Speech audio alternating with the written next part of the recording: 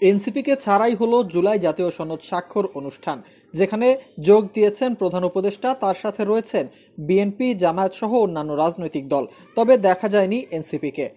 বিকেল 4টায় অনুষ্ঠান শুরুর কথা থাকলেও আবহাওয়ার বৈরিতায় বিকেল 4টা 30 মিনিটে সংসদ ভবনের দক্ষিণ প্লাজায় অনুষ্ঠানটি শুরু হয়। স্বাক্ষর অনুষ্ঠানে বেশ কয়েকজন উপদেষ্টা ও উচ্চ পর্যায়ের সরকারি কর্মকর্তারা উপস্থিত রয়েছেন।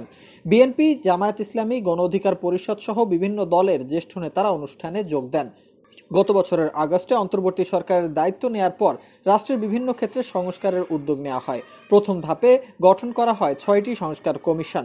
সংস্কার প্রস্তাবগুলোকে নিয়ে দলগুলোর সঙ্গে কয়েক দফা আলোচনা করে জাতীয় ঐকমত্য কমিশন এই জুলাই সনদ প্রণয়ন করে। কিন্তু এই সনদের বেশ কিছু দফায় বিএনপি, এনসিপি, জামায়াত সহ অন্যান্য দল একমত হতে না পারায় এ নিয়ে মতানৈক্য তৈরি হয়। এক পর্যায়ে সনদে স্বাক্ষর করতে অস্বীকৃতি জানায় এনসিপি।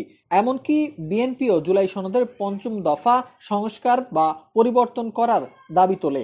ঐকমত্য কমিশনের সহসভাপতি আলী রিয়াজ জানান, 5ম দফা সংস্কার করা হয়েছে।